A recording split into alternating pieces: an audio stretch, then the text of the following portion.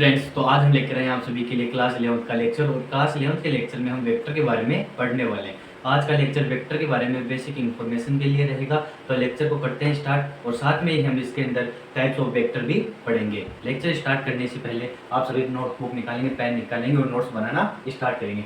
आज का हमारा गोल रहेगा वेक्टर इंप्रूव पढ़ेंगे, और उसके बाद में नीड ऑफ वेक्टर पढ़ेंगे और टाइप्स ऑफ वेक्टर पढ़ेंगे। इन सभी के हम क्वेश्चंस भी करते हुए चलेंगे।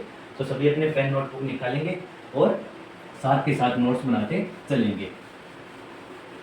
तो करते हैं lecture start. My name is Manoj Jain and this is your क्यूरसा चैनल स्टूडेंट वाला। आज की हमारी बातें रहेंगी वेक्टर के बारे में कि हमें वेक्टर की जरूरत क्यों रही। Why do we need vector, हमें वेक्टर की जरूरत क्यों पड़ी। आज के लेक्चर में इंट्रो रहेगा, और इंट्रो से हमें इसी से स्टार्ट करते हैं कि हमें वेक्टर की जरूरत क्यों रही। तो वेक्टर हम प्रीवियस लेक्चर में पढ़ कर आए हैं फिजिकल क्वांटिटी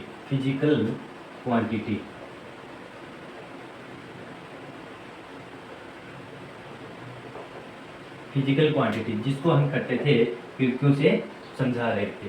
क्या बोल रहे थे? क्यों बोल रहे थे, और एन यू बोल रहे थे, जिसको जहाँ पर एन थे हमारी न्यूमेरिकल वैल्यू, या दूसरे शब्दों में बोला जाए तो उसको हम मैग्नीट्यूड भी बोल सकते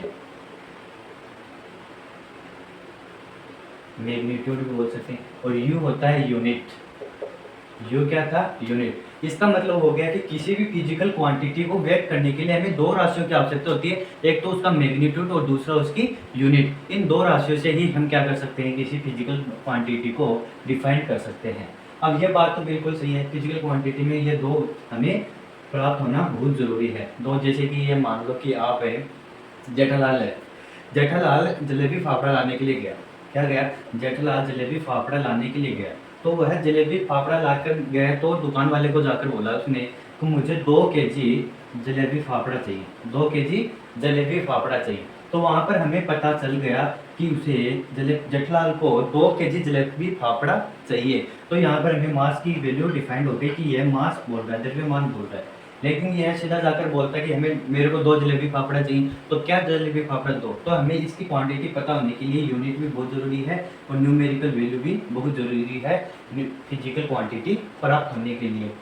वहीं पर यदि मैं ऐसा बोल दूं, ये मान लो कि मेरे पास एक टीचर स्टूडेंट है और मैं हूँ, मैं स्टूडेंट को बोलता हूँ कि इस गर्म पानी के अंदर हाथ दो, इस गर्म पानी के अंदर अपना हाथ रखो। तो बच्चा मना कर रहा है, तो इसका मतलब वो मैंने पूछा क्यों, तो वो बोलेगा सर ये पानी गर्म है। तो मैं उससे क्वेश्चन करूँगा कि यह वाटर कितना गर्म है, यह पानी कितना गर्म है। तो वो बोलेगा 70 गर्म है। तो ये 70 क्या गर्म है? डिग्री सेल्सियस गर्म है, फ़ारेनहाइट गर्म है, या केल्विन गर्म है, वो उसे बताना पड़ेगा। यदि मैं 70 बोल रहा हूँ तो इसके अंदर मुझे फिक्स नहीं पता चल रहा है कि ये किसका टेम्परेचर बता रहा है या फिर इसकी क्वांटिटी बता रहा है, क्या बता रहा है। तो न्यूमेरिकल वैल्यू के साथ साथ हमें उसकी यूनिट का भी पता होना जरूरी है। 70 डिग्री सेल्सियस बोलते ही मुझे पता चल गया ये टेम्परेचर के बारे में बोल रहा है कि पानी का, वाटर का टेम्परेचर 70 डिग्री सेल्सियस है, इसलिए सर इसके अंदर मैं अपना हाथ नहीं रख सकता। ठीक है। तो फिजिकल क्वांटिटी के साथ साथ कुछ राशियाँ ऐसी भी होती हैं जिनके अंदर हमें डायरेक्शन की आवश्यकता होती है, जिनके अंदर हमें क्या पता होना जरूरी है, डायरेक्शन का भी ज्ञात होना जरूरी है। जैसे कि ये मान लो कि यहाँ पर यह कर लेते हैं, जेठालाल का ही एग्जाम्पल दोबारा ले लेते हैं। ठीक है। इस बार क्या करते हैं, जेठालाल था घर पर ही, और इसने क्या किया, बावरी को क्या भेजा, जलेबी फाफड़ा लाने के लिए भेजा। और उसको बोला कि आगे क्या आएगा, एक चौराहे आएगा, उससे क्या है 4 किलोमीटर, उससे क्या है 2 किलोमीटर, मान लो 2 किलोमीटर दूरी पर एक स्वीट शॉप है, वहां से क्या लेकर आने, जलेबी फाफड़ा लेकर आने। तो ठीक है, यहाँ से ये पूरी बात नहीं सुनी, बावरी ने यहाँ पे क्या किया, जेठलाल की पूरी बात नहीं सुनी, जिसके कारण ये यहाँ से आ गई। फिर यहाँ पर ये आई और दुकान थी, यहाँ दुकान क्या थी, ईस्ट में क्या थी, दुकान थी। लेकिन बावरी किधर चली गई, बावरी नॉर्थ की ओर चली गई, और नॉर्थ में 2 किलोमीटर जाकर देखा तो वहाँ पर कोई भी शॉप नहीं थी। नॉर्थ में 2 किलोमीटर जाने के बाद भी इसको पता चला कि यहाँ पर तो कोई भी शॉप नहीं है। तो यहाँ पर इसको कोई अन्य थर्ड पर्सन मिला, तो उससे इसने पूछताछ की। इसे पूछताछ करने पर इसने कहा कि आप यहाँ पर गलत आ गए हो, यहाँ पर स्वीट होम की कोई भी दुकान नहीं है, स्वीट शॉप नहीं है। तो इसने पूछा कहाँ पर है, तो इसने कहा यहाँ से ये 2 किलोमीटर और ये 2 किलोमीटर, कितने हो गए, 4 किलोमीटर हो गए। तो इसने कहा यहाँ से 4 किलोमीटर की दूरी पर, यहाँ से 4 किलोमीटर की दूरी पर आपकी स्वीट की दुकान मिलेगी जहाँ पर आपको जलेबी फाफड़ा मिलने वाला है। लेकिन यहाँ पर फिर बावली को क्या था, पूरी बातें तो सुनती नहीं, तो उसने क्या किया, उन्हें पूरी बात न सुनकर 4 किलोमीटर आगे नॉर्थ में ही चली गई। तो इसका मतलब क्या हुआ, इसका मतलब ये हुआ कि आज जेठलाल को जलेबी फाफड़ा नहीं मिलने वाले हैं। जलेबी फाफड़ा मिलने के लिए उसे क्या करना था, 4 किलोमीटर पुनः बैक आना था और ईस्ट में जाना था उसको। लेकिन यहाँ पर फिर उसने क्या किया, 4 किलोमीटर नॉर्थ में चली गई। तो ये इसकी दुकान फिर से उससे क्या हो गई, 6 किलोमीटर की दूरी पर हो गई। तो यहाँ पर हमें किस कारण से, यहाँ हमें किस कारण से वस्तु या फिर वो शॉप है वो पता नहीं चल रही, डायरेक्शन की वजह से। यदि यहाँ पर बावरी ने जेठालाल से ही डायरेक्शन पूछ ली होती, जेठालाल से ही क्या कर लेते हैं, डायरेक्शन पूछ लेती या पूरी बातें सुनकर चली जाती, तो हमें यह बात नहीं होती। तो इसका मतलब हो गया कुछ क्वांटिटीज ऐसी भी होती हैं जिन्हें डायरेक्शन की ज़रूरत होती है, और उन क्वांटिटीज को हम क्या बोलते हैं, वेक्टर क्वांटिटीज। उनको क्या बोलेंगे, वेक्टर, उन्हीं को हम बोलते हैं वेक्टर।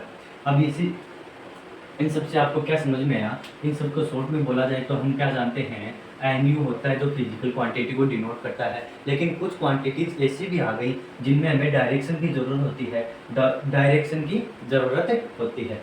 लेकिन यहाँ डायरेक्शन नहीं होने के कारण भी आप यहाँ मिस्टेक कर जाते हैं। जैसा कि हमें अभी जेठलाल और बावरी के लिए देखा था कि बावरी आप जलेबी फाफड़ा लाने के लिए गई, लेकिन डायरेक्शन नहीं मालूम था उसे। डायरेक्शन नहीं मालूम होने के कारण वह रॉन्ग वे में चली गई। तो डायरेक्शन नहीं मालूम, इसका मतलब डिस्प्लेसमेंट क्या है, डिस्प्लेसमेंट को हमें डायरेक्शन चाहिए, डिस्प्लेसमेंट के लिए क्या चाहिएगा, डायरेक्शन चाहिए। लेकिन इसको यहाँ डायरेक्शन नहीं पता होने के कारण ये गलत वे में चली गई थी। इसका एक दूसरा एग्जांपल लेते हैं जिसके अंदर डायरेक्शन की जरूरत है, जो वेक्टर फॉर्म को डिनोट कर रहा है। तो ठीक है, यहाँ पर ये इतना नोट करेंगे, इतना नोट करने वाला लाइक तो था नहीं, नोट करो तो यहाँ लिख लो, क्या लिखोगे, नोट करने के लिए आप ये मान लो, ये लिख लो, क्या है, फिजिकल क्वांटिटी है जिसको न्यूमेरिकल वैल्यू बोलेंगे, यू हो जाएगा, यूनिट हो जाएगा, इसको मैग्नीट्यूड भी बोला जाता है, मैग्नीट्यूड भी बोला जाता है। और कुछ क्वांटिटीज, उसके बाद में क्या आता है, हमें कुछ क्वांटिटीज में हमें डायरेक्शन का भी नॉलेज होना जरूरी है, और वो डायरेक्शन ही हमें क्या बताती हैं, वेक्टर फॉर्म का निर्माण करती हैं। वो डायरेक्शन क्या करेगी, वेक्टर फॉर्म का निर्माण करती है। यहीं पर क्या वेक्टर का निर्माण पूरा नहीं हो जाता, इसके बारे में आगे और भी पढ़ेंगे, लेकिन वो एग्जाम्पल था इसलिए मैंने यहाँ बता दिया। चलो इसका एक एग्जाम्पल और ले लेते हैं। मान लो कि दो दोस्त हैं, दो फ्रेंड है। अब एक अमीर है और एक गरीब दोस्त है। अमीर दोस्त था वो क्या हो गया, बीमार है और हॉस्पिटल में यहाँ पर वो क्या है, भर्ती है यहाँ, ठीक है। और उसके बाद अपने गरीब दोस्त को इसने बुलाया, पुअर फ्रेंड को इसने बुलाया और बोला कि आज तक मैंने जितना भी कमाया है उन सभी की तिजोरी की चाबी है वो एक पार्क में रखी हुई है। कहाँ रखी हुई है, एक पार्क में रखी हुई है, और वो पार्क है गोवा में, सेंट सेबेस्टियन गार्डन। याद आया कुछ धमाल मूवी से। तो उसने बोला कि ये जो मेरा कमाया हुआ धन है, उस तिजोरी की चाबी है वो पार्क में रखी हुई है, और वो पार्क है गोवा में। और गोवा में कहाँ है, सेंट सेबेस्टियन गार्डन में। डब्ल्यू नुमा कोई वृक्ष मिलेगा, वहाँ पर ये आपको मिलेगा, डब्ल्यू नुमा वृक्ष पर आपको ये इसके नीचे मिलेगा। तभी क्या था, पुअर तो था ही, गरीब तो था ही, और गरीब को एक साथ में इतना धन मिलते ही क्या हो जाता है, वो बौखला जाता है। तो यहाँ पर ये क्या हो गया, बौखला गया, और इसने पूरी बात यहाँ पर इसकी भी नहीं सुनी। इसने बोला कि अरे सुन जा, आगे और सुन जा, आगे और सुन। लेकिन इसने कहा कोई नहीं, तू बाहर में जा। अभी मनी मन ऐसे लग रहे हैं मेरे को, अपने दोस्त के बारे में ऐसा तो नहीं सोचता। अरे मत सोचना, आपके दोस्त के पास ऐसा कुछ नहीं है। तो उसके बाद में क्या है, वो सेंट सेबेस्टियन गार्डन गोवा चला गया, ठीक है। गोवा चलने के बाद में वहाँ पर क्या हुआ, इसका मन किया कि घूमकर आ जाए। लेकिन घूमकर आने के लिए क्या चाहिए, मनी चाहिए। वो मनी लाने के लिए ही यहाँ आया है, तो ये घूमने के लिए नहीं जाएगा। आपकी तरह नहीं है तो काम कुछ हो रहा है और काम कुछ और कर रहा है, ठीक है। तो यहाँ पर आया, और यहाँ पर इसको अपने दोस्त ने बताया था कि उस वृक्ष के 5 मीटर, इस वृक्ष से 5 मीटर की दूरी पर क्या रखा हुआ है, वह तिजोरी की चाबी रखी हुई है। तो इसने क्या किया, इसके ईस्ट में 5 मीटर खोदा, इसके वेस्ट में भी 5 मीटर खोदा, लेकिन इसको क्या है, इसको वो चाबी, वो कीज नहीं मिली, वो कीज नहीं मिली। उसके बाद में क्या किया, अब इसको क्या करना होगा। तब इसको पता चला कि मेरा दोस्त बोल रहा था अरे आगे सुन जा, लेकिन इसने आगे नहीं सुना। तो इसका मतलब क्या हुआ, यदि इसको पता होता कि 5 मीटर ईस्ट में करना है, या फिर 5 मीटर वेस्ट में खोदना है, या फिर 5 मीटर नॉर्थ में, ईस्ट वेस्ट में खोदना है, किस डायरेक्शन में इसको क्या करनी है, खुदाई करनी है, तो इसके लिए इजी होता था। अब क्या करना होगा, 5 मीटर इस डायरेक्शन में, 5 मीटर इधर, 5 मीटर इधर, 5 मीटर इधर, 5 मीटर, तो इसको क्या हो गया, चारों तरफ इसे 5-5 मीटर खोदना होगा। तो 5 मीटर नीचे कितना है वो भी इसको मालूम नहीं है, तो इसके लिए क्या हो गया, डिफिकल्ट हो गया। यहाँ पर क्या नहीं पता था उसको डायरेक्शन का नहीं नॉलेज था। तो क्या हो गया, कुछ क्वांटिटीज, कुछ फिजिकल क्वांटिटीज ऐसी होती हैं जिनमें हमें डायरेक्शन की ज़रूरी होती है, और वो डायरेक्शन के बिना अधूरी होती हैं। जैसे कि डिस्प्लेसमेंट ले लेते हैं, डिस्प्लेसमेंट ले लेंगे, फोर्स ले लेंगे, एक्सेलरेशन ले लेते हैं। ऐसे बहुत सी क्वांटिटीज़ हैं जिसके अंदर हमें डिस्प्लेसमेंट या फिर ये डायरेक्शन की ज़रूरी होती है। तो आपको भी क्या करना है, यदि आपको रेयर कंडीशन में ऐसी कंडीशन बन जाती है फ्रेंड के साथ, तो उसकी पूरी बातें सुननी है आपको कि कौन सी डायरेक्शन में है, उस वृत्त से कितने एंगल के साथ में बना रखा है, वो सभी आपको पूछना उससे, ठीक है। अब इस कारण से हमें वेक्टर क्वांटिटी की आवश्यकता हुई। अब देखो, आपको न्यूमेरिकल वैल्यू भी मालूम थी कि 5 है, और यूनिट मालूम है मीटर, तो आपको ये डिस्टेंस का मालूम था कि 5 मीटर की दूरी पर है। लेकिन अब क्या है, आपको इन दो राशियों से ही वह आपको खजाना नहीं मिला। क्यों नहीं मिला, क्योंकि आपके पास डायरेक्शन का अभाव था, और डायरेक्शन के अभाव के कारण ही जेठालाल भी जलेबी फाफड़ा नहीं खा पाया, और आपका दोस्त भी अमीर नहीं बन पाया। तो क्या हो गया, पूरी बातें सुननी है आपको हमेशा अपने दोस्तों की, ठीक है। इसके बाद में हम आते हैं, इसके बाद में क्या करेंगे हम, difference between scalar quantity and vector quantities. क्या हुआ, वहां से हमें पता चल गया कि स्केलर क्वांटिटी और वेक्टर क्वांटिटी का जन्म हो गया है, ठीक है। तो स्केलर कौन सी होती है, स्केलर क्वांटिटीज कौन सी होती हैं, और वेक्टर क्वांटिटीज कौन सी होगी। सॉरी, मेरी इंग्लिश क्या है कि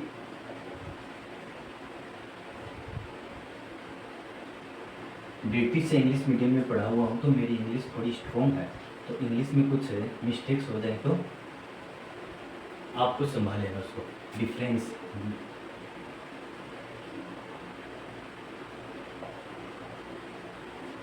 between scalar and vector quantities. अब स्केलर और वेक्टर क्वांटिटीज क्या होती हैं उसके बारे में देखते हैं। स्केलर क्वांटिटीज के बाद में हमें क्या पता था, उसके पास एक न्यूमेरिकल वैल्यू होती है, न्यूमेरिकल वैल्यू होती है, ठीक है, न्यूमेरिकल वैल्यू होती है। लेकिन वेक्टर क्वांटिटी के पास में क्या था, मैग्नीट्यूड होना चाहिए था, मैग्नीट्यूड होना चाहिए था। मैग्नीट्यूड को हमने क्या बोला था, न्यूमेरिकल क्वांटिटी बोला था, ठीक है, न्यूमेरिकल वैल्यू बोला था, एनयू बोला था, ठीक है। उसके बाद में उसके पास यूनिट होनी चाहिए, यूनिट होने के साथ में ही वो एक चीज़ अभी पढ़कर आ रहे हैं, एक क्या पढ़कर आ रहे हैं, इसके पास डायरेक्शन भी होनी चाहिए, इसके साथ में इसके पास क्या होनी चाहिए, डायरेक्शन होनी चाहिए। तब ये क्या जाकर वेक्टर क्वांटिटीज में आएगा। अभी भी ये पूरा वेक्टर क्वांटिटीज में नहीं आया है। क्या हुआ, यह मैग्नीट्यूड, यूनिट और डायरेक्शन, ये तीन होने के बावजूद पूरा वेक्टर क्वांटिटीज में नहीं आया। इसका भी हम एग्जांपल देखेंगे। और इसके पास न्यूमेरिकल वैल्यू थी, यूनिट था, ठीक है, मैग्नीट्यूड बोल देते हैं जिसको भी हम, मैग्नीट्यूड। ये होने के बाद में ये क्या आता है, स्केलर क्वांटिटीज में आता है। जैसे कि आप, फिर हम खाने की बात करते हैं, क्या बात है, खाने की बात हो रही है आज, बच्चों को क्या हो रखा है क्या। अब इसके अंदर क्या मैं मानता हूँ कि इस बार बावरी क्या हुई, जलेबी फाफड़ा लाने के लिए सही दुकान पर चली गई, और उसने क्या किया, 2 किलो जलेबी ली और 2 किलो फाफड़ा लिया। तो टोटल क्वांटिटीज कितनी हो गई, 4 केजी। हमें पता चल गया कि वह बावरी 4 केजी जलेबी फाफड़ा लेकर आई है, ठीक है। अब इसी के अंदर डायरेक्शन वाले के अंदर आते हैं कि यहाँ पर क्या था, जेठलाल का घर था, और यहाँ पर थी वो शॉप थी, ठीक है। तो इसके अंदर जेठलाल वह एक बार क्या की, बावरी एक बार 3 किलोमीटर या फिर 4 मीटर की डायरेक्शन में गई, वो वेस्ट डायरेक्शन में गई, और 4 मीटर गई वो ईस्ट डायरेक्शन में। 4 मीटर कहाँ गई? ईस्ट में, और 3 मीटर कहाँ गई? वेस्ट में। फिर वह कहाँ पहुँच गई? स्वीट शॉप पर पहुँच गई। अब यहाँ से इसने क्या कर लिया, यहाँ से इसने जलेबी फाफड़ा ले लिया। जलेबी फाफड़ा ले लिया तो वेक्टर क्वांटिटी निकालनी है, तो हमें पता है इनके बीच की क्या होगी, इसके बीच की सिमिलर क्या है, सबसे छोटी डिस्टेंस का ज्ञात करना होगा, जिसको हम क्या बोलते हैं, इसको हम डिस्प्लेसमेंट बोलते हैं, जिसको हम क्या बोलेंगे, डिस्प्लेसमेंट। क्या हो गया? ये हो गया फाइनल एंड इनिशियल पॉइंट के मध्य की डिस्टेंस हो जाएगी। कहने का मतलब हो गया ये वाली डिस्टेंस यहाँ पर हमें निकालनी होगी, इस वाली डिस्टेंस को। तो यहाँ पर हमें डिस्प्लेसमेंट प्राप्त हुआ। डिस्प्लेसमेंट कितना हुआ? 3 मीटर प्लस 4 मीटर। ठीक है, तो ये कितना आ जाएगा? 5 मीटर। ठीक है, कौन सा आ गया? Vector law of addition. इसके अंदर साथ में यहाँ पर एक चीज और लिखेंगे, नोट करेंगे। ये क्या करेगा? Obey vector law of addition. Addition कहने का मतलब ये क्या है? सदिश के योग नियम का पालना करना चाहिए। वेक्टर के लिए ये फॉर्म होनी जरूरी है। तो यहाँ पर ये डिस्प्लेसमेंट है वो इसके लोग के अप्लाई करता है। अब यहीं पर क्या है, ये जलेबी फाफड़ा लाने के लिए एक तरीके तो ऐसे भी है, ठीक है, जिसके हमें कहाँ कितना डिस्प्लेसमेंट प्राप्त हुआ है? 5 मीटर का डिस्प्लेसमेंट प्राप्त हुआ है। यदि ये क्या होती, जेटलाल का घर यहाँ पर होता और ये 4 मीटर ईस्ट में जाती, और उसके बाद में क्या है, 4 मीटर ईस्ट में जाता, और इसी से आगे 3 मीटर और ईस्ट में जाता, तो इसके पास में कितना डिस्प्लेसमेंट प्राप्त होता? वो होता है इसके पास 4 metre plus 3 metre equal to 7 metre. Equal to कितना आ जाता? 7 मीटर आ जाता। वही इसको जेठलाल ऐसा बोल देता कि तेरे को 4 मीटर ईस्ट में जाना है, 3 मीटर ईस्ट में जाना है, और 4 वहीं से वापस पुनः 4 मीटर वेस्ट में आना है। 4 मीटर कहाँ आना है? वेस्ट में आना है। ये सॉरी यहाँ पर क्या आएगा, ये साउथ में आया, ठीक है, ये यहाँ पर क्या है, साउथ में आया। तो यहाँ पर 4 मीटर इसको क्या आना है? वेस्ट में आना है। तो इसका डिस्प्लेसमेंट कितना हो जाता? तो इसका डिस्प्लेसमेंट हो जाता 3 मीटर प्लस 4 मीटर। तो डिस्प्लेसमेंट क्या होती है?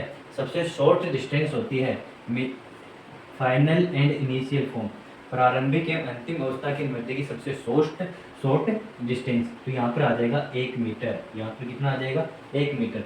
तो इसका मतलब ये हो गया वेक्टर क्वांटिटी है। वेक्टर क्वांटिटी क्या है? ये इस वाली क्वांटिटीज को तो फॉलो करेंगी ही, साथ में उसके पास डायरेक्शन होगी, और लॉ ऑफ एडिशन क्या करेगी? ओबे वेक्टर लॉ ऑफ एडिशन का भी क्या करेगी? ये पालना करती है। तो इसी के अकॉर्डिंग यहाँ पर हम क्या करते हैं, 3 और 4 क्या करता है, यदि कोई भी व्यक्ति कोई भी थिंग है वो 3 और 4 मीटर क्या करता है, डिस्टेंस कवर करता है, तो उसका डिस्प्लेसमेंट मैक्सिमम 7 मीटर आएगा और मिनिमम 1 मीटर आएगा। उसके मध्य कितना भी इसका डिस्प्लेसमेंट हो सकता है। क्यों हो सकता है? क्योंकि ये ओबे वेक्टर लॉ ऑफ एडिशन, इसके कारण हम यहाँ पर भी देख कर आए हैं, और ये वाला देखा और ये देखा, ये हमने आपको प्रूव भी करके दिखाया। 1 भी आया है, 7 भी आया है, और 5 भी आया है। तो ये आ गया वेक्टर। इसके साथ में ये आपके पास वेक्टर की, या फिर बोले तो पहले स्केलर के लिए देखते हैं। स्केलर के कुछ और भी रूल होते हैं, इसको पॉज करके नोट करेंगे, इसके बाद में आगे और रूल बताते हैं।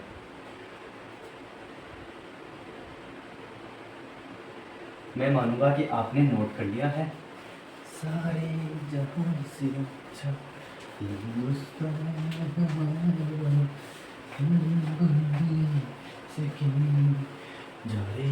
बच्चे और भी मन के सच्चे। तो स्केलर के अंदर हमने क्या देखा था? स्केलर के अंदर दूसरा पॉइंट आएगा हमारा added according to ordinary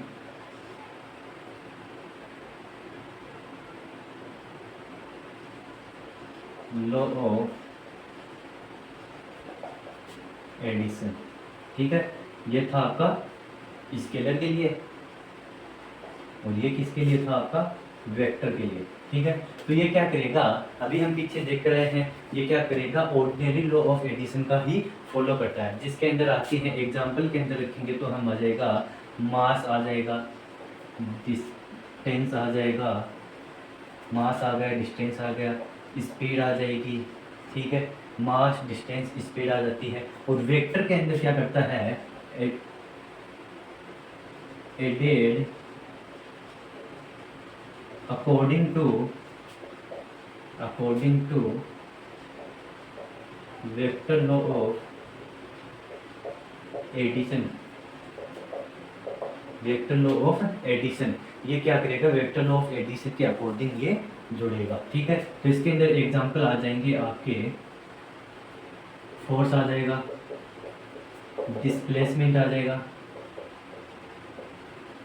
force displacement, और इसके बाद में आ जाएगा टेम्परेचर, सॉरी टेम्परेचर नहीं, एक्सेलरेशन, एक्सेलरेशन, और आ जाएगी आपकी इसके अंदर एनर्जी आ जाएगी, एनर्जी आ जाएगा, ये सब इसके अंदर आ जाएंगे। ये क्या है, वेक्टर क्वांटिटीज है, और ये क्या है, आपकी स्केलर क्वांटिटीज है। इसके अंदर और भी एग्जांपल लिखना चाहो तो इसके अंदर, जैसे कि आप एग्जांपल और भी लिखना चाहो तो एक आ गया, मास आ गया, डिस्टेंस आ गया, स्पीड आ गई, स्पीड के साथ में इसके अंदर टेम्परेचर आ जाएगा, टेम्परेचर के साथ में इसके अंदर एनर्जी आ जाएगी, एनर्जी आ जाएगी, और उसके अंदर आ जाएगा फोर्स, डिस्प्लेसमेंट आ जाएगा, एक्सेलरेशन आ जाएगा, और आ जाएगी एनर्जी, सॉरी एनर्जी उसके अंदर नहीं आएगी, इसके अंदर एनर्जी नहीं आएगी, क्योंकि एनर्जी के अंदर डायरेक्शन थोड़ी ना होता है कि हमने इस दिशा में इसको इतनी एनर्जी दी है, इस दिशा में इतना तापमान दिया है, वो तो अपने हिसाब से होता है, तो इसके अंदर कोई वो नहीं, वो बात नहीं है, ठीक है। पॉज करके नोट करेंगे इसको सभी। इसके बाद में एक बढ़िया सी आपको बात बता देते हैं, जो अभी हम आपकी, जिसके ऊपर ये पूरी कहानी टिकी हुई है, जिसके लिए मैंने स्टार्ट में आपको बोला था कि आपको मैंने बोला कि ये क्वांटिटी है जो वेक्टर भी रखा हुआ है, लेकिन इसके पास डायरेक्शन है और इसके पास मैग्नीट्यूड भी है, यूनिट भी है, उसके बावजूद भी ये क्या है, कोई क्वांटिटी वेक्टर क्वांटिटी में शामिल नहीं हो रही है। उसका रीजन क्या है, तो उसके अंदर क्या है, एक नोट लगाकर आप एक पॉइंट लिखेंगे, नोट लगाकर आप एक पॉइंट नोट करेंगे, और वो क्या रहेगा, all vector quantity, all vector quantities follow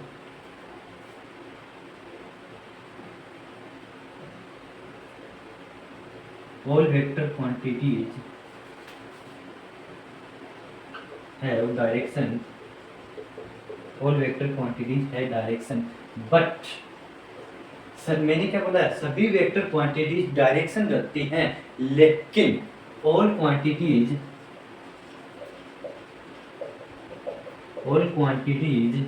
which have, that have, क्या बोल देंगे, those have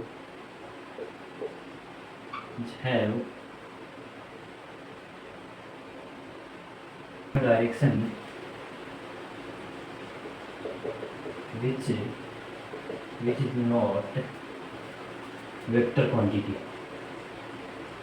which is not vector। इसके अंदर इस नोट से आपको ये बताना चाहता हूँ कि क्या है, ऑल वेक्टर क्वांटिटीज है डायरेक्शन, जितनी भी वेक्टर क्वांटिटीज होती हैं वो सभी डायरेक्शन रखती हैं, लेकिन इसके अंदर ये बोल रहा है all quantities that have direction is not vector, जिसके पास में डायरेक्शन है वो सभी वेक्टर क्वांटिटी नहीं है, लेकिन जो वेक्टर क्वांटिटी है वो डायरेक्शन जरूर रखेगी, लेकिन जिसके पास डायरेक्शन है वो क्वांटिटी, वो वेक्टर क्वांटिटी नहीं होगी। फॉर एग्जांपल देख लें, जिसके लिए अब वेक्टर होने के लिए आपको क्या होना जरूरी है, obey law of addition, obey law of addition, obey law of addition. कहने का मतलब ये हो गया, आपके पास यदि कोई भी वेक्टर क्वांटिटी है तो उसके लिए आपको ओपे लॉ ऑफ एडिशन फॉलो करना बहुत ज़रूरी है, अदरवाइज आप डायरेक्शन है तो भी आपको क्या है, वेक्टर नहीं है। वही बात है, आपके पास बढ़िया स्किल है, बढ़िया नॉलेज है, लेकिन आपके पास उसको सही डायरेक्शन नहीं मिल रही है तो आप उसको बढ़िया यूज नहीं कर सकते। लेकिन आपके पास क्या है, बढ़िया डायरेक्शन है और नॉलेज है तो सब बढ़िया है, तो आप सही डायरेक्शन में जाओगे, ठीक है। सही गाइड करने वाला मिल जाए तो आपका क्या हो जाए, बढ़िया हो जाता है। उसी प्रकार इसके अंदर यही कहानी है। सब कुछ होते हुए भी गाइड करने वाला, डायरेक्शन दिखाने वाला नहीं है तो वो वेक्टर नहीं होगा, वो वेक्टर नहीं होगा। फॉर एग्जांपल देख लेते हैं हम इलेक्ट्रिक करंट। इलेक्ट्रिक करंट में क्या होता है, डायरेक्शन होती है। जिस देखा इसमें दे दिया मैंने इसको 2 एम्पियर का करंट दिया है, और इसके अंदर मैंने दिया इसको 3 एम्पियर करंट, और ये इधर जाकर आ गया 5 एम्पियर का करंट हो गया। यहाँ जाकर ये कितना हो गया, 5 एम्पियर का करंट हो गया है। अब इसके अंदर ये कौन है, ये डजेंट मैटर, इसके ऊपर ये डिपेंड नहीं करती। यदि मैं इस प्रकार से इसको क्या करता हूँ, ये देता हूँ 2 दे दिया, 2 मीटर दे दिया, 3 मीटर दे दिया, तो यहाँ पर आ गया 5 मीटर। डायरेक्शन है, लेकिन ये वेक्टर क्वांटिटी नहीं है, क्योंकि यह लॉ ऑफ एडिशन फॉलो नहीं करता है। ठीक है, ये इसको फॉलो नहीं करता है। ये दूसरा एग्जाम्पल देता हूँ, प्रेशर आ जाए,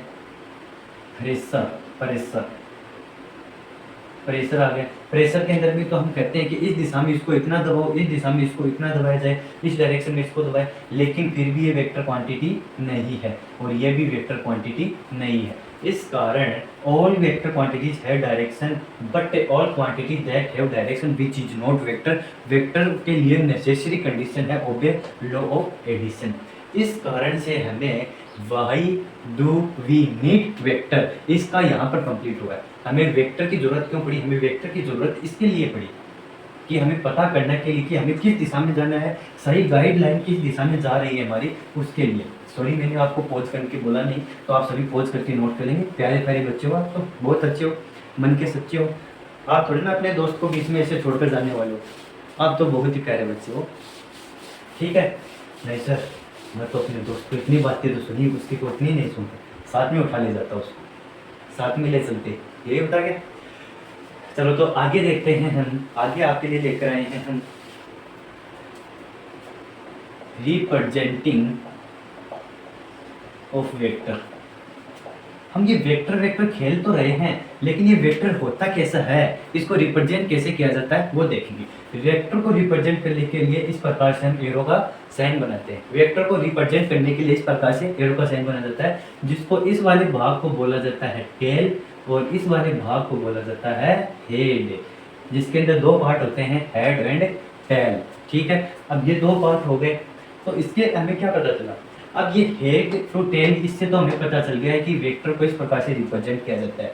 लेकिन ये एरो यूज क्यों किया गया, स्टार्ट में ये एरो यूज क्यों किया गया, क्योंकि ये जो एरो है, इस एरो की जितनी लेंथ है, इस एरो की जितनी लेंथ है, वह लेंथ क्या बताती है, उस वेक्टर के मैग्नीट्यूड को बताती है, उस वेक्टर के मैग्नीट्यूड को बताएगी। अब मेरे पास ये मान लो कि ये इतना है, ये एरो की तरह ही है, तो ये जितना बड़ा है, ये मान लो कि 10 फुट चौड़ा है, 10 फुट लंबा है, 10 फुट है नहीं, लेकिन मान लो, मैंने क्या इमेजिन करना आपको, तो 10 फीट, तो इसका मैग्नीट्यूड बोल दूंगा मैं, तो इसका मैग्नीट्यूड कितना है, तो आप बोलोगे ये 10 फुट इसका मैग्नीट्यूड है।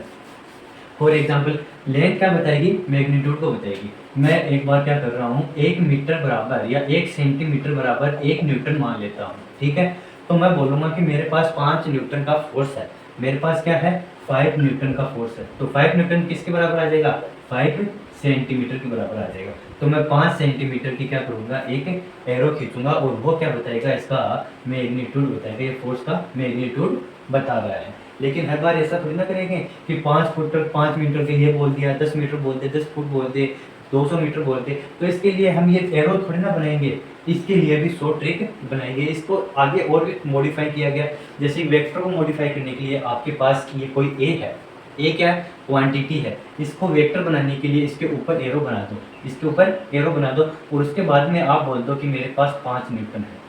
क्या है, ये ए है, मेरे पास 5 न्यूटन है, तो ये 5 न्यूटन यहाँ पर क्या दर्शा रहा है, 5 न्यूटन के बारे में हमें पता चल गया, यह है एक वेक्टर क्वांटिटी है, यह एक क्या है, वेक्टर। यहाँ एरो लगती है, ये क्या आ गया, वेक्टर क्वांटिटी में आ गया। उसे भी नहीं पता चल रहा, तो न्यूटन क्या होता है, फोर्स का होता है, और फोर्स कैसी राशि है, क्वांटिटी है, ये वेक्टर क्वांटिटी है। अब उसके साथ में ही यदि मैं इस वाले सिंबल को मोड में बंद कर देता हूँ, इस वाले सिंबल को मैं मोड में बंद कर दूंगा, तो ये इसके मैग्नीट्यूड को दर्शाएगा, इसके क्या करेगा, मैग्नीट्यूड को दर्शाएगा। इसका मतलब हमें बड़ा एरो बनाने की भी जरूरी नहीं है, उस वाले ऊपर सिंबल को हम उसके मैग्नीट्यूड उसके मोड में बंद कर देंगे तो वह उसके मैग्नीट्यूड को दर्शाएगा। जैसे कि मेरे को ये क्या है, ये इस प्रकार से दे दिया, ये 5 न्यूटन दे दिया, तो ये 5 न्यूटन अब इसका क्या हो गया, ये मैग्नीट्यूड हो गया। इसको दूसरे शब्दों में इस प्रकार भी लिख सकते हैं, इसको दूसरे शब्दों में ए भी लिखा हुआ आता है। यदि ए लिखा हुआ आ गया और बराबर 5 न्यूटन आ गया तो ये इसका क्या है, ये इसका मैग्नीट्यूड है, इसका क्या है, न्यूमेरिकल वैल्यू है। इसके अंदर आपको डायरेक्शन नहीं बताई इसने, इस वाले में इसके अंदर डायरेक्शन नहीं बताई, लेकिन इस वाले में इसके अंदर आपको क्या भी बता रहा है, साथ में डायरेक्शन भी बता रहा है। साथ में बोल रहा है कि 5 न्यूटन ईस्ट में लगाना है, 5 न्यूटन ईस्ट में लगाना है, तो इसके अंदर ये डायरेक्शन भी बता रहा है।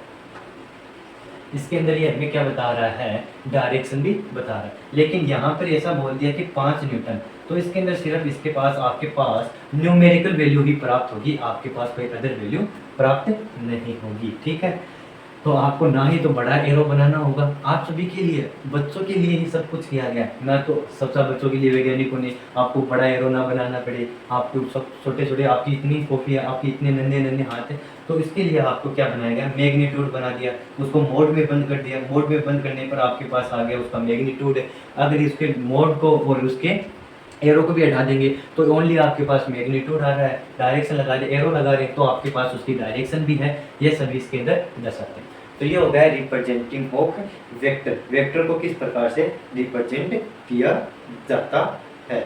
अब इसके बाद में आपको मैं ये डायरेक्शन कर रहा हूँ कि ये ईस्ट में जा रहा है, ये वेस्ट में जा रहा है, ये कहाँ जा रहा है, ये किससे मिल रहा है और कौन सी गली में जा रहा है, कितने एंगल के साथ में जा रहा है और कितने एंगल के साथ में वापस आ रहा है गली में से, तो ये सब भी बताना जरूरी है, वरना तो आपके एक्टर का मतलब क्या होगा, आपके पढ़ने का मतलब क्या होगा। मेरे पास ये मान लो ये कोऑर्डिनेट है, ये कोऑर्डिनेट्स है मेरे पास, इसको मैं बोल देता हूँ, आप सभी को पता है इस दिशा में मैं क्या लिखूंगा, ईस्ट को लिखूंगा, इस दिशा में मैं क्या लिखूंगा, बाएं हाथ की तरफ वेस्ट लिखूंगा, यहाँ पर क्या हेड में क्या लिखूंगा मैं, नॉर्थ, यहाँ क्या लिखूंगा, साउथ लिखूंगा। और आजकल नॉर्थ और साउथ का बहुत ही क्रेज चल रहा है, साउथ ऊपर चल रहा है, नॉर्थ, वैसे तो हम साउथ को नीचे बनाते हैं लेकिन आजकल साउथ बहुत ऊपर चल रहा है फिल्म इंडस्ट्रीज में।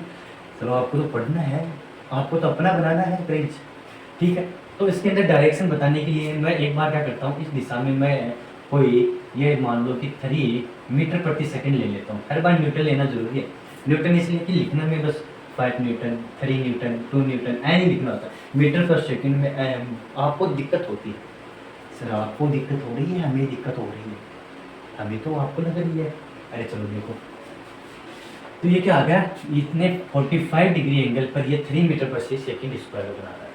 तो मैं इसको क्या बोलूँगा, इसकी डायरेक्शन क्या बोलूँगा मैं, इसकी डायरेक्शन, ना तो ये ईस्ट में जा रहा है, ना वेस्ट में जा रहा है, ना साउथ में जा रहा है, ना कहीं और नॉर्थ में जा रहा है, तो इसको मैं क्या बोलूँगा, तो इसको बोला जाएगा नॉर्थ ईस्ट बोला जाता है। इसी प्रकार यदि यहाँ पर ये 45 डिग्री का एंगल बना रहा है, 3 मीटर प्रति सेकंड की रफ्तार से चल रहा है, तो इसको मैं बोलूँगा नॉर्थ वेस्ट। इसको क्या बोलूँगा, नॉर्थ वेस्ट। इसके अंदर मैंने वेस्ट को यूज़ करने के पहले ज़्यादातर आप क्या करते हो, ये है इसके अंदर ये इस वाले नॉर्थ वेस्ट को पहले यूज किया जाता है। आप पहले वो भी यूज कर सकते हो, कोई बड़ी वाली बात नहीं है उसके अंदर। इसमें यदि 45 डिग्री का ये एंगल दे रखा है तो ये आ जाएगा साउथ वेस्ट, ये क्या आ जाएगा, साउथ वेस्ट। यहाँ पर आ जाएगा तो इसके अंदर ये आपको दे रखा है 45 डिग्री एंगल, तो इसका कितना आ जाएगा, साउथ ईस्ट आ जाएगा। कहने का मतलब हो गया यदि आप साउथ और ईस्ट के डायरेक्शन में बीच में जा रहे हैं तो इनके 40, अब मैंने साउथ ईस्ट क्यों लिखा हूँ, क्योंकि ये क्या है 45 डिग्री है, वो क्या 90 का हाफ है, तो इसके अंदर आगे मैंने एंगल नहीं लगाया। यहीं पर यदि मैं ये बोल देता हूँ, क्या बोल दिया मैंने, अब मैं एक बार इसको रब कर रहा हूँ, आप इसको पॉज करके नोट कर लेंगे, ठीक है। अब इसकी वैल्यूज़ हैं वो एक बार मैं रब कर रहा हूँ, ठीक है, समझाने के लिए एक बार रब कर देता हूँ। यहाँ पर मैं क्या कर देता हूँ, एक इस प्रकार से एक और क्या बना दिया मैंने, वेक्टर बना दिया, और वो वेक्टर क्या है, इसके साथ में 35 डिग्री का एंगल बना रहा है, इसके साथ में 35 डिग्री का एंगल बना रहा है। तो इसकी डायरेक्शन पूछिए आपसे, इसकी डायरेक्शन पूछिए आपसे, तो इसकी आप डायरेक्शन क्या बताओगी, इसकी आप डायरेक्शन, वेलोसिटी भी क्या होती है, इसके वो वेक्टर क्वांटिटी होती है, तो आप इसकी डायरेक्शन क्या बताओगे। डायरेक्शन बताने के लिए सिंपल ट्रिक बताता हूँ, जिसके साथ जिस रे के साथ में आपकी लाइन बनी हुई है उसको ऑफ ईस्ट लिख दो, उसको ऑफ लगा के लिख दो। और कौन से के साथ में बनी हुई है, कौन से क्वाड्रेंट में, नॉर्थ ईस्ट में है, तो यहाँ पर लगा दो नॉर्थ। ठीक है, यहाँ पे लगा दिया नॉर्थ। और कितने एंगल के साथ में, 35 डिग्री नॉर्थ ऑफ ईस्ट। तो इसकी डायरेक्शन कितनी हो गई, 35 डिग्री नॉर्थ ऑफ ईस्ट इसकी डायरेक्शन हो गई। इसी प्रकार से मैं यदि यहाँ लिख देता हूँ ये वाला, और इस बार ये वाला एंगल दे दिया और इसको मैंने बोल दिया 75 डिग्री, ये वाला एंगल मैंने बोल दिया 75 डिग्री, तो इसकी डायरेक्शन कितनी होगी, सेम है। इसके साथ में आपका क्या बना रहा है, एंगल बना रहा है, तो आ जाएगा ऑफ नॉर्थ किसके साथ में है, वेस्ट है, तो वेस्ट और कितना है 75 degree of north, 75 degree west of north. यहाँ पर आप स्वयं से करेंगे एक बार के लिए, इस पर आपको स्वयं से करना है। यह आपको दे दिया मैंने 25 डिग्री, तो इसकी डायरेक्शन बताओ, इसकी डायरेक्शन देखो, इसकी डायरेक्शन आएगी 25 degree south of S of west, south of west. ठीक है, इसी प्रकार यहाँ इसकी डायरेक्शन बताओ आप मेरे को, इसकी डायरेक्शन यहाँ पर 20 डिग्री का एंगल दे दिया, तो 20 degree east of south, east of south, मतलब ये बोल रहा है 20 डिग्री ईस्ट साउथ से ईस्ट की ओर, 20 डिग्री साउथ से ईस्ट की ओर जा रहे हैं हम, इसके अंदर ये बोल रहा है। जिस भी रे के साथ में आप एंगल बना रहे हो उसको ऑफ लगा के लिख दो, इसके ऑफ लगा के लिख दो, और जो बच गया है उसको बाद में लिख दो। ठीक है, ये हो गया आपका डायरेक्शन का खेल, कि आपको कोई भी बोल देता है। इसके कुछ क्वेश्चंस भी कर लेते हैं कि आपको समझ में आया है कि नहीं आया, वो भी देख लेते हैं। क्वेश्चंस भी साथ में करते चलेंगे तो आपको बेनिफिट होगा, और मैं तो चाहता ही हूँ कि बच्चों को बेनिफिट हो अच्छा सा। ठीक है बच्चों, बिल्कुल फील के साथ में पढ़ना है। वेक्टर बिल्कुल क्या होता है, इजी चैप्टर होता है। जितना ज़्यादा फील के साथ पढ़ोगे आप दूसरों को उतनी ही डायरेक्शन चेंज करते चले जाओगे। क्या आपको डायरेक्शन चेंज करना आ रहा है, आपको पता है, आपको दोस्त बोलेगा कहाँ जाना, आप बोलना 35 डिग्री ईस्ट ऑफ वेस्ट जाना है। ठीक है, आपको फ्रेंड बोलेगा कौन सी डायरेक्शन में जाओ, 25 डिग्री वेस्ट ऑफ ईस्ट चले जाओ। ऐसे कैसे जाएंगे सर, वेस्ट ऑफ ईस्ट कैसे जाएंगे, अरे आपको दोस्त को थोड़ा पता है वेस्ट ऑफ ईस्ट किस तरह होता है, आपको उसको समझाना है। ईस्ट ऑफ वेस्ट 35 डिग्री नहीं जा सकते हैं, हम जा सकते हैं ईस्ट ऑफ साउथ जा सकते हैं, नॉर्थ जा सकते हैं, लेकिन इस प्रकार अपोजिट नहीं जा सकते। ऐसे क्या करोगे उसको जाकर। अब इसके क्वेश्चन देखते हैं, इसके कुछ क्वेश्चंस भी आपको करने हैं। क्वेश्चन लिखो, ड्रा द फॉलोइंग वेक्टर। आपको नीचे कुछ वेक्टर दे रखे हैं, उन वेक्टर को क्या करना है, आपको ड्रा करना है, उनका एक डायग्राम बनाना है। फर्स्ट में आपको दे दिया मैंने 30 डिग्री ईस्ट ऑफ साउथ, अपने हिसाब से आप कुछ भी बना सकते हो। सेकंड दे दिया मैंने आपको 60 डिग्री वेस्ट ऑफ साउथ ले लेते हैं। ठीक है, तो इसके अंदर आप कैसे बनाएंगे, पहले तो हम क्या बनाएंगे, डायरेक्शंस बनाएंगे। आपको क्या पता है, यहाँ पर इस डायरेक्शन में क्या आएगा ईस्ट, यहाँ पर क्या आएगा, यहाँ पर नॉर्थ आएगा, यहाँ वेस्ट आएगा, सॉरी यहाँ साउथ आएगा और यहाँ वेस्ट आएगा। ठीक है, इतना आपको मालूम है। इसके बाद में ये बोल रहा है 30 डिग्री ईस्ट ऑफ साउथ, तो मैंने क्या ऑफ साउथ लगा रखा है, तो ऑफ साउथ के साथ में आपको 30 डिग्री का एंगल बनाना है। ऑफ साउथ तो ये रहा, कौन से में, ईस्ट वाले में, तो ये इस डायरेक्शन में आएगा।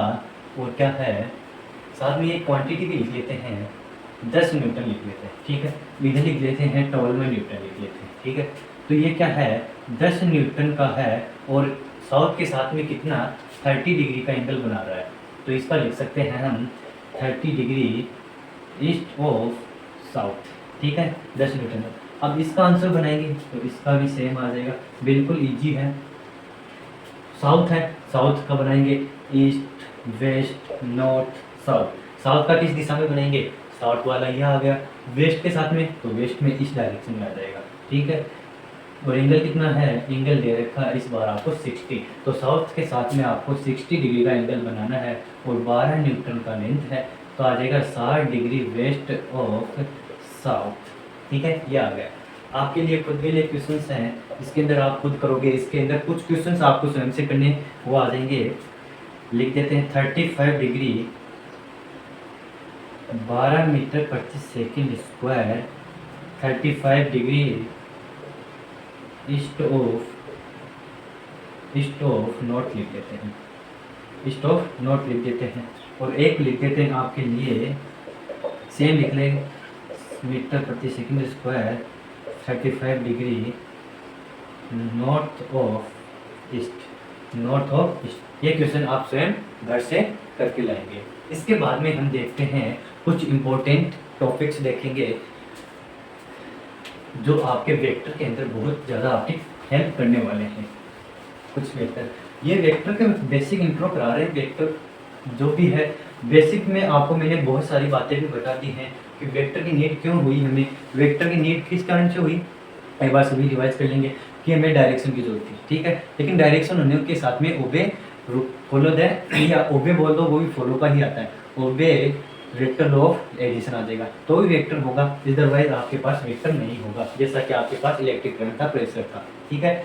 इसके बाद में हमने इसकी डायरेक्शन बनाना सीखी और रिप्रेजेंट किस प्रकार से किया जाता है वो सीखा। मैग्नीट्यूड का क्यों लिया, मैग्नीट्यूड लेंथ नहीं, इतने बड़ा एरो नहीं बना सकते, इसलिए आपको शॉर्ट में उसका मैग्नीट्यूड बनाने के लिए मोड में बंद किया उसको। और मोड में बंद करके यदि डायरेक्शन लगा रहे हैं तो आपके पास डायरेक्शन है, यदि ए लिख रहे हैं तो सीधा आपके पास न्यूमेरिकल वैल्यू और मैग्नीट्यूड है, ठीक है। उसके एग्जाम्पल देख लिए थे। बहुत से एग्जाम्स क्वेश्चंस में आते हैं कि ये कौन सी राशि है, इसकी क्वांटिटीज कौन सी है, तो वो सब आपको याद भी रखने हैं। अब इसके बाद में आते हैं कुछ इम्पोर्टेंट टॉपिक, इम्पोर्टेंट लाइन्स हैं। जिस प्रकार से ये बोल दिया कि मेरे पास कोई वेक्टर है और उस वेक्टर को मैं 360 डिग्री एंगल पर रोटेट कराता हूँ तो वह चेंज नहीं होगा।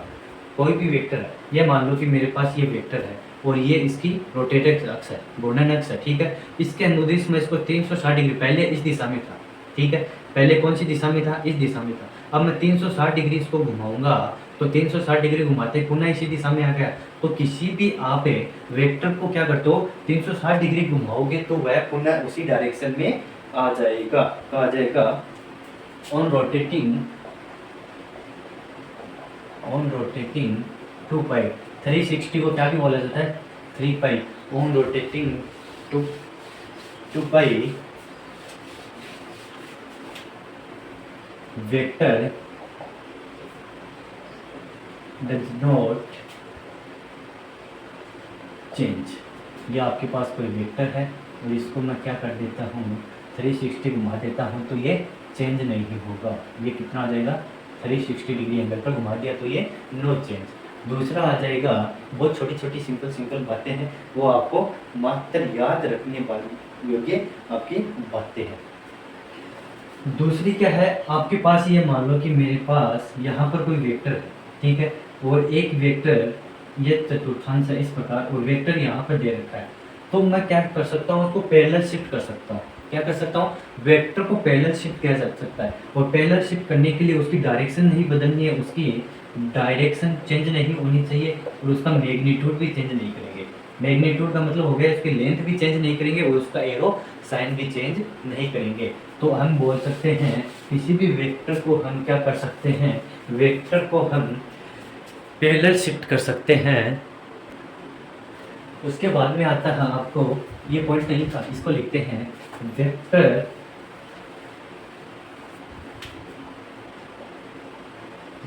Can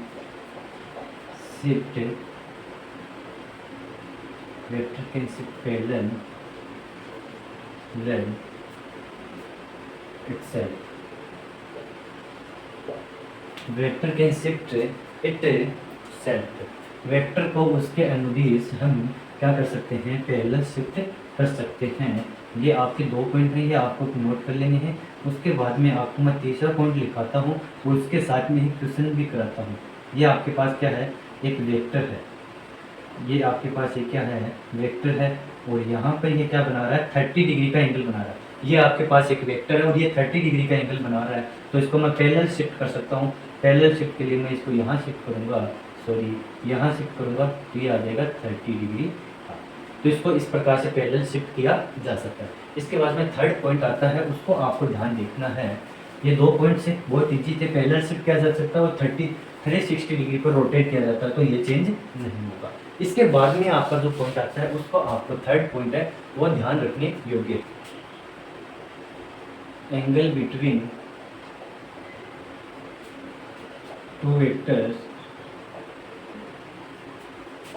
is the smaller of the two angle of the two angles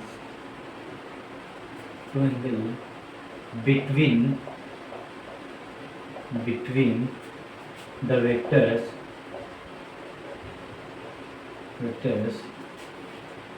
of the vectors that is joining tail to tail and that angle maximum 180 and minimum 0 degree. इसके अंदर क्या बोल रहा है, जब हम क्या करते हैं, दो वेक्टर आपको दे रखे हैं, आपके पास कोई भी दो वेक्टर दे रखे हैं और उन दो वेक्टर को जब टेल से टेल जोड़ा जाता है, तो उनके मध्य जो मिनिमम एंगल होता है उसको हम वेक्टर एंगल में यूज करते हैं, और वह एंगल कभी भी 180 डिग्री से अधिक नहीं हो सकता। 180 डिग्री हो सकता है लेकिन 180 डिग्री से अधिक नहीं हो सकता। यहाँ पर ये वाला एंगल भी हम ले सकते थे लेकिन ये ग्रेटर देन 180 हो गया, ये एंगल क्या हो गया, ग्रेटर देन 180 हो गया, इसके कारण हम बाहर वाला ये एंगल यूज नहीं करेंगे। यही लाइन बोली गई है कि आपके पास कोई भी दो वेक्टर है, उन दो वेक्टर को मिलाने के बाद में आपके पास जो स्मॉलर क्या सबसे छोटा एंगल जो प्राप्त हो रहा है, वही एंगल हम क्या करेंगे, वेक्टर एंगल के अंदर काउंट करेंगे। वो साथ में वो टेल टू टेल मिले हुए होने चाहिए, जैसे कि आपको मैंने यहाँ पर दिखा रखा है। अब इसके अंदर मैं आपको क्वेश्चन देता हूँ, एक बड़ा क्वेश्चन देता हूँ, उससे पहले हम छोटा क्वेश्चन कर लेते हैं। आपके पास ये मान लो कि ये इस प्रकार ए वेक्टर दे रखा है और यहाँ पर बी वेक्टर दे रखा है, ठीक है, और मैंने बोल दिया, और ये एंगल आपको मैंने दे दिया, ये एंगल दिया है आपको, कितना दिया, 300 दे दिया, ये एंगल आपको मैंने 300 दे दिया है। तो आपको मैंने बोल दिया find the angle between A and B के मध्य एंगल ज्ञात करो। तो आपको देखना है कि ये टेल टू टेल मिले हुए हैं क्या, हाँ ये टेल टू टेल मिले हुए हैं। अब ये जो एंगल दे रखा है, ये मैंने आपको सबसे पहले ये कंडीशन याद आ रही है तो ये कंडीशन लगा लो, लाइन याद आ रही है तो लाइन लगा लो। ये एंगल आपको 180 डिग्री से छोटा है बड़ा, 180 डिग्री से बड़ा तो नहीं ले सकते।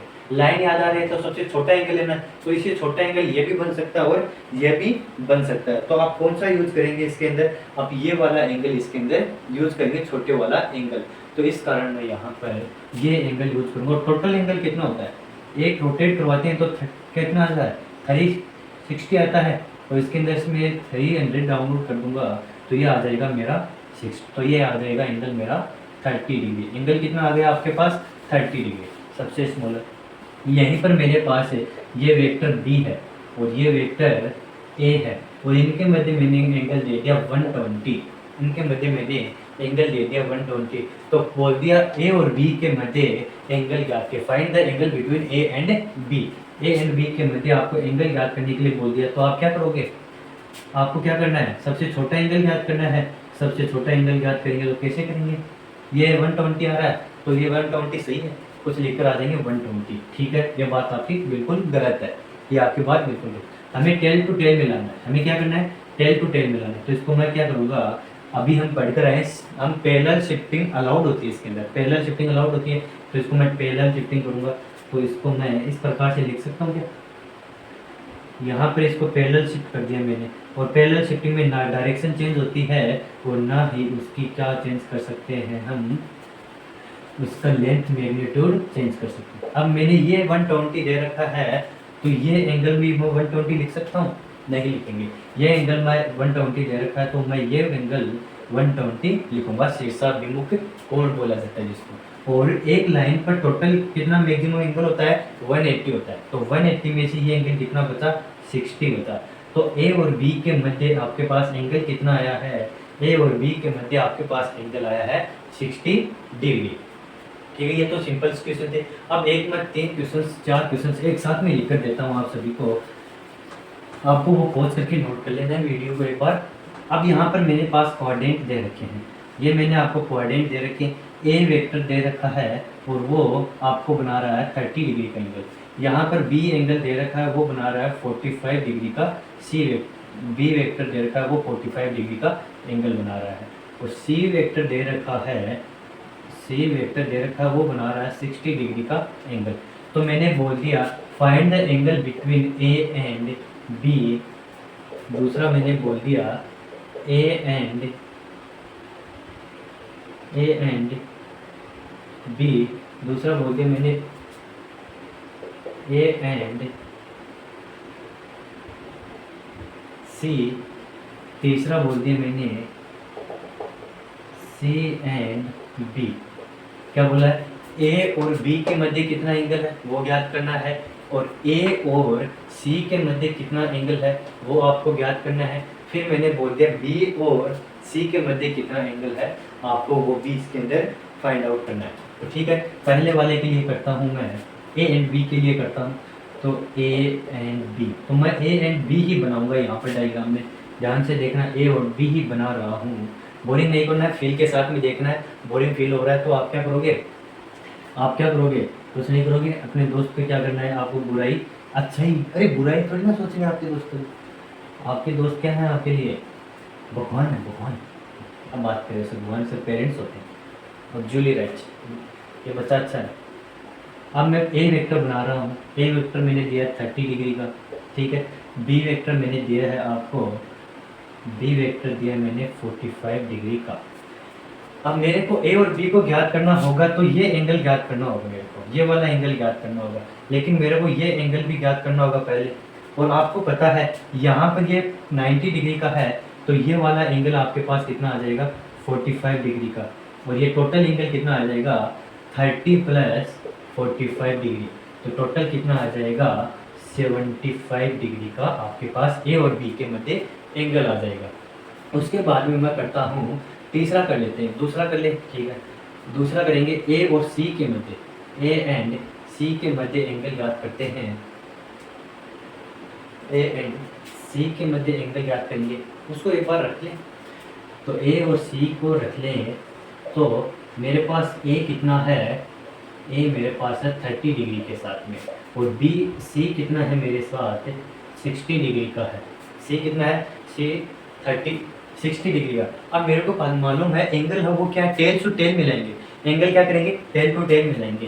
ताल से ताल मिला, तो इसके अंदर ताल से ताल मिलाएंगे, तो यह आपके पास क्या आ जाएगा, 60 डिग्री का एंगल ये आ जाएगा, ठीक है। तो ये एंगल कितना बचा आपके पास, 30 डिग्री। तो ये टोटल एंगल आपके पास आ जाएगा 60 डिग्री। तो ए और बी के मध्य आपके पास एंगल आ जाएगा 60 डिग्री। अब ए और सी के मध्य, अब ए और सी के मध्य आपके पास कितना एंगल आएगा वो देखेंगे। तो वही क्या करेंगे, ताल से ताल मिलाएंगे, टेल से टेल मिलाएंगे। और टेल से टेल मिलाने पर देखो क्या करना है, सी, ये रहा सी कितना है, सी आ गया 60 डिग्री। बी कितना दे रखा है आपको, बी आपको दे रखा 45 डिग्री, ठीक है। अब मैं क्या करूँगा, इसको ताल से ताल मिलाएंगे, तो इसको मैं आगे पैरेलल शिफ्टिंग कर देता हूँ। और पैरेलल शिफ्टिंग करते ही मेरे पास ये पूरा एंगल कितना आ गया, मेरे पास 60 डिग्री आ गया। ये पूरा एंगल कितना आ गया मेरे पास, 60 डिग्री आ गया। और मेरे को चाहिए कौन सा, ये वाला एंगल मेरे को चाहिए। तो ये एंगल ज्ञात करने के लिए मैं क्या करूँगा, 60 में से मैं 45 को माइनस कर दूँ, तो मेरे पास देखो ये एंगल आ रहा है क्या, 15 आ रहा है क्या, ये एंगल मेरे पास आ गया 15 डिग्री का, ठीक है। तो इस प्रकार आपको स्वयं से बहुत सारे ऐसे क्वेश्चंस बनाने हैं जिससे आपका वेक्टर स्ट्रॉन्ग हो जाएगा। आज के वेक्टर में हमने वेक्टर का बेसिक इंट्रो ही देखा था। आप टाइप्स ऑफ देखेंगे, हमने लिखा था गोल्स के अंदर टाइप्स वाला भी लिखा था, लेकिन टाइप्स के अंदर चैप्टर लेंथी हो गया है। अगर लेंथी चलता है तो कमेंट सेक्शन में बताना, आपके लेंथी चलेंगे। लेकिन आपको बोरिंग फील ना हो इस हिसाब से मैंने छोटा लेक्चर बनाया है। और छोटा लेक्चर नहीं है, बड़ा ही है, आपको फील के साथ में पढ़ना है। वो वहीं पर क्वेश्चन करा रहा हूँ जहाँ पर आपको ज़रूरत है, और उसको वहीं पहुँच करके आपको स्वयं से भी करना है, चीटिंग नहीं करनी है, ताकि आपको अच्छे से समझ में। ठीक है, मिलते हैं नेक्स्ट लेक्चर में टाइप्स ऑफ वेक्टर के साथ में और उसका एडिशन लॉ के साथ में। तो पढ़ते रहे ऑल द वेरी